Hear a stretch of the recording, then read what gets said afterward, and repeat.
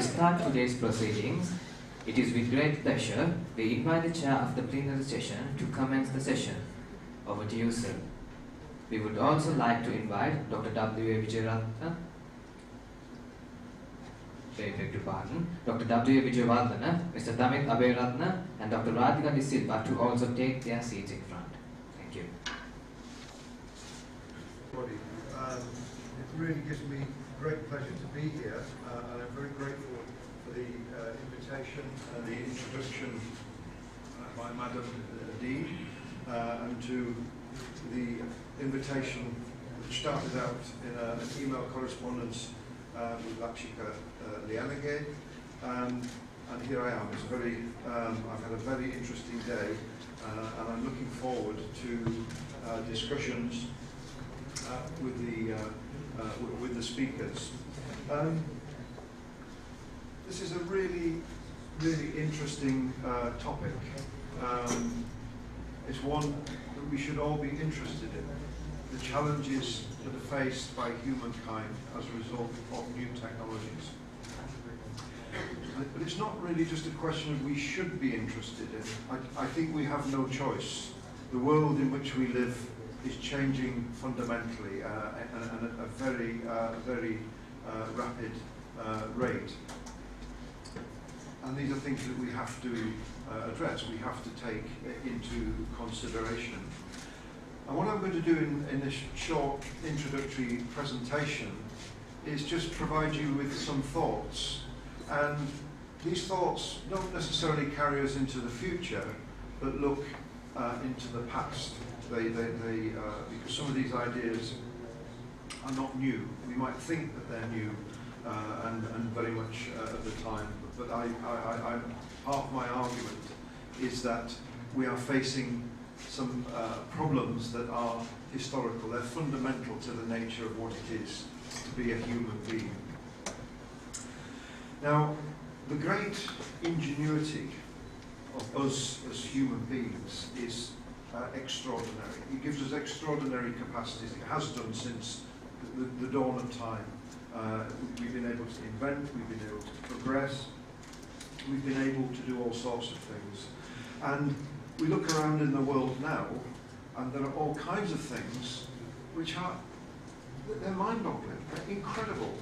And top of my list would be genetics and the possibilities of genetic testing and the possibilities of intervention into the human gene line so that we can actually manipulate the human.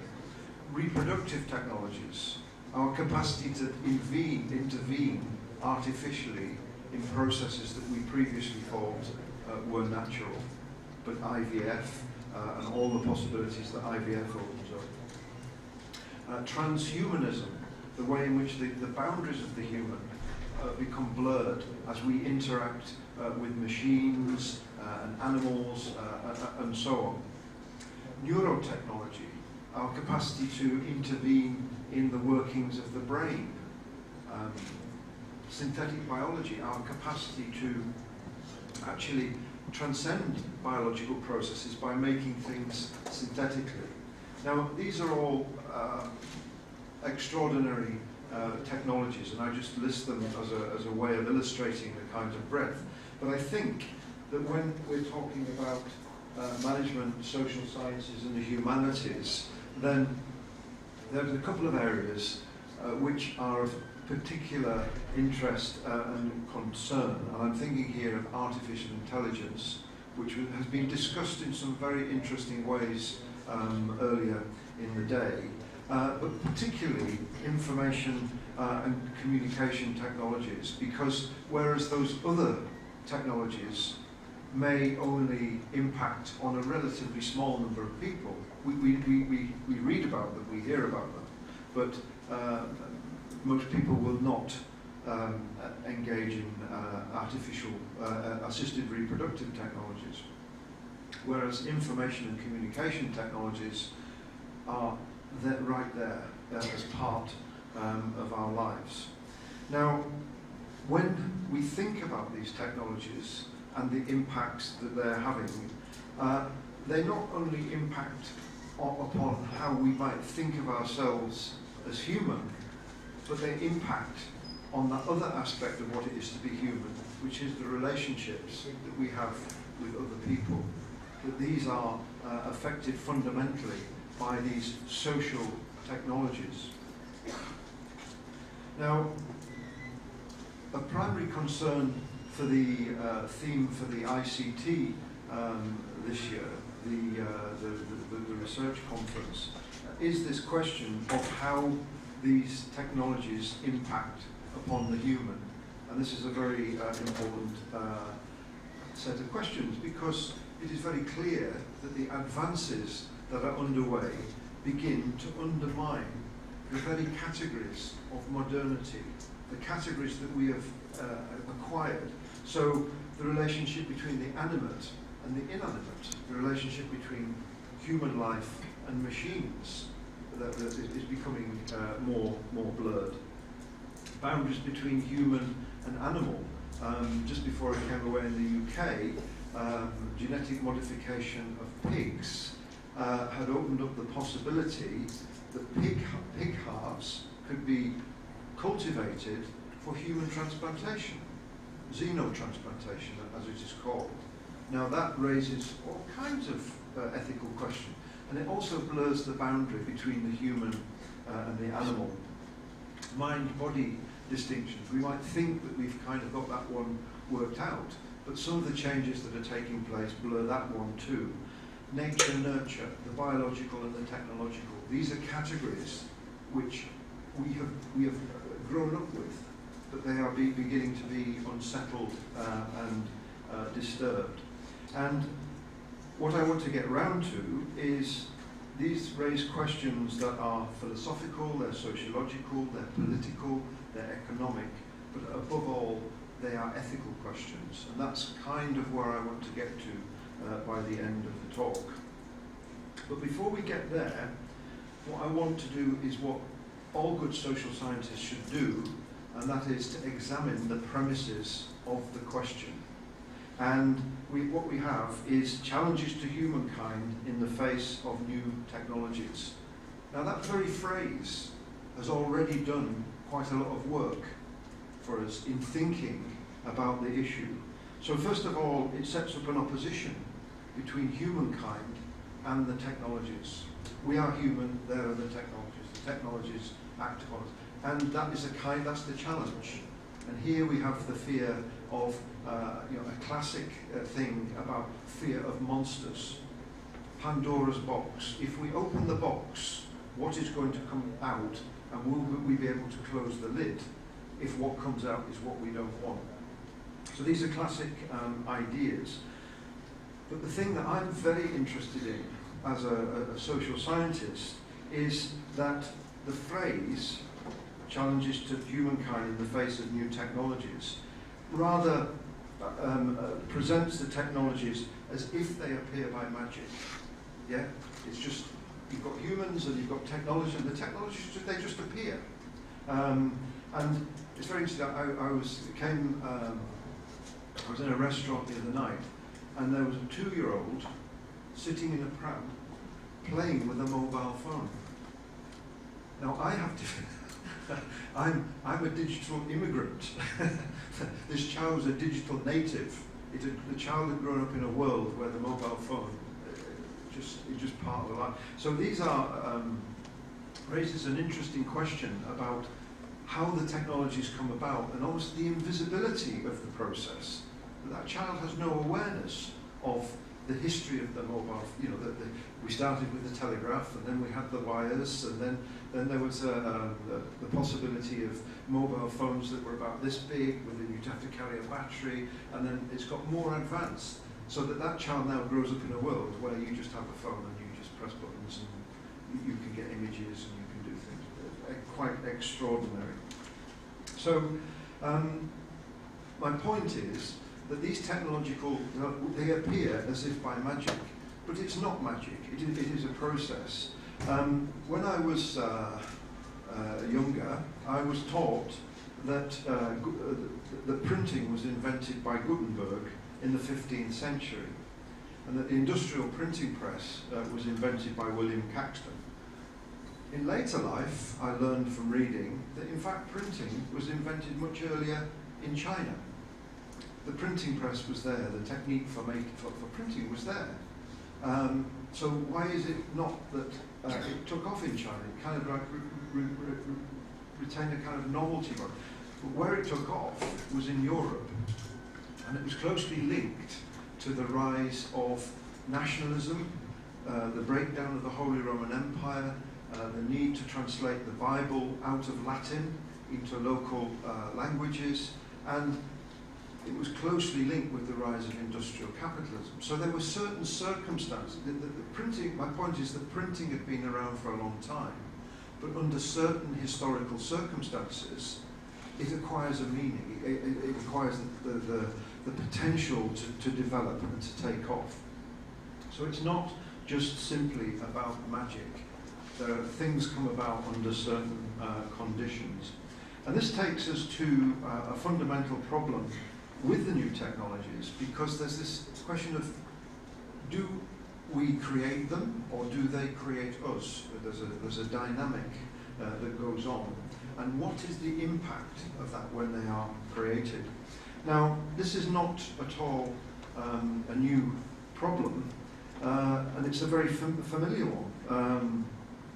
I'm shuffling in my pocket to find some very important technology, and that technology is a pencil. Now, you might not think of a pencil as an extraordinary piece of technology, but I can write a love letter with a pencil. I could stab somebody through the heart with a pencil. It has multiple functions. And the pencil is a dangerous thing. It's a dangerous piece of technology. And Plato, 275 BC, this is a long, long time ago, gave a warning about writing. This was about writing and the ability to record. And I read this out, listen very carefully. If men learn this, it will implant forgetfulness in their souls. They will cease to exercise memory because they rely on that which is written, calling things to remembrance no longer from within themselves, but by means of external marks. What you have discovered is a recipe not for memory, but for reminder. And it is no true wisdom that you offer to your disciples, but only its semblance. So he was raising a serious question about this technology and the impact that it would have on the human. And that impact was that he was saying, if everybody starts writing, this is going to produce dehumanization. There is going to be a loss of humanity, a loss of truth, and a loss of self. It's going to be a catastrophe. We should have nothing to do with writing. And it's very interesting, that may seem like a strange statement, but in the early days of Greek society, everything was done by oral tradition. Everything was passed on in direct communication. The arrival of writing and the ability to record would destroy that. It would mean that those things weren't there. And Plato, with great wisdom, identified that as a problem. He said, we will forget how to be people if this catches on. Now I'm sure there are all sorts of parallel arguments that could go on around the mobile phone. What is going on when we are all frantically using the mobile phone? What are we losing? Now, the reason I mention that critique is because it's one that has persisted throughout history, a kind of techno-skepticism. That these technologies come along and they nibble away at what it is to be human. Yeah, they detract from our humanity. And at the core of this is the idea of transcendental humanism, that the human is somehow above what is going on and has to be preserved. It has to be saved from all of these effects. It needs to be protected from things that might diminish it. And there's a need to resist artificiality. So this, I think, is where the title of the conference is kind of very much in line with that techno-skepticism. It's about, you have the human, and you have technology, and you have the challenge. Now, there are other ways of looking at that. The word technology comes from the word techne, and techne refers to craftsmanship, craft, art, which is much more about doing. It's about the connection that people have with objects. And various people have argued that we should be trying to understand technology not as something which is separate, but as something which is an extension, which is a prosthetic. It is something that is part of our humanity. We're all the time encompassing these new developments in the way that we progress. So we arrive at a kind of a tension, and this is one that I think will be evident in the three papers that we hear today, because on the one hand we have new technologies as a threat. They cause anxiety, there's something to be faced, there's something to be challenged, but also the possibility of extension, of creativity, of human becoming. It's about what we can become as human beings, not a static idea of human being. It's about becoming rather than being. And maybe there are three aspects to think about here. One is the idea of the human. What ideas do we hold about the human, and how are we conceiving of these threats and the impact they will have? There's the question of relationships and sociality. How are these new technologies impacting upon society and relationships? And thirdly, the idea of the environment. And I was very pleased that in the plenary sessions this morning, a theme that kept emerging was the importance of the environment and the importance of climate change, and the fact that this is a challenge that faces all humanity. There's no country that can be separate from this. So these are the three aspects that I think we really need to think about. And I'm being a very bad chair because I'm talking for longer than I'm supposed to. But I will just finish very quickly with three conclusions. One is that we are facing some very, very serious problems: climate change, non-sustainable growth, population movement, environmental degradation. These are the things that we need to use technology to address.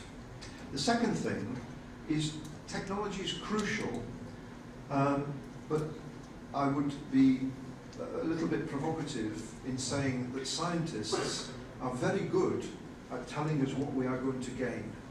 They're very good at telling us what the benefits will be, but not very good at telling us what we are going to lose as a result of the acquisition of new technologies. And here, I would say that the knowledge and skills of social sciences and humanities are absolutely critical. And this is an argument not for the idea of two cultures, science being, technology being one, and arts and humanities being another. They need to be one. They need to be integrated together because the problems are very serious for human beings. And finally, if we are to humanize technology rather than have technology continually defining our humanity, then we need intelligence, reflection, morality, ethics, and so forth.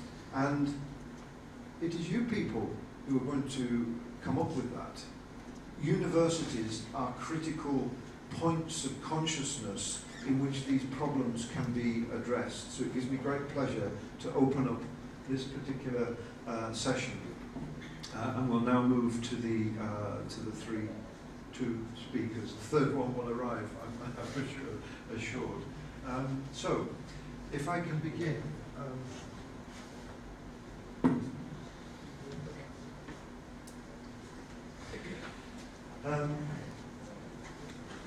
Our first speaker is Dr. W.A. Vijayawardena, and Dr. Vijayawardena has an MSc in economics from York University, which interestingly is just down the road from my university, the University of Durham. He specialised in public finance and has received an honorary degree, Doctor of Civil Law, for a lifetime of work in this field from Northumbria University, which is another university which is just down the road. So we feel like we're kind of kin somehow. At present, he is president of Business Management School, Colombo, and also serves as an adjunct faculty member and visiting lecturer at the Asian Institute of Technology in Bangkok. There, he teaches financial regulation for students at professional masters in banking and finance programs. And Dr. Vijayawardena was Deputy Governor of the Central Bank of Sri Lanka, one of the high-ranking and most responsible positions held in Sri Lanka's economic sector. In addition, his teaching, professional and advisory roles are related to advanced micro and macroeconomics, monetary theory, econometrics, and time series for forecasting. Dr. Vijayawardena is also a visiting lecturer at MBA, MSc, and MPP degree programs in banking and finance and economics at the University of Sri Jayawardenepura, where he's and the Postgraduate Institute of Management and the Naraswan University in Bangkok. In addition to academic integrity, he has held numerous government advisory positions and key positions in institutions, boards, such as the Institute of Bankers of Sri Lanka Accounting and Auditing Standards Monitoring Board, and the Credit Information Bureau of Sri Lanka. So it is with great pleasure that I hand the floor over to Dr. Vijayawardena.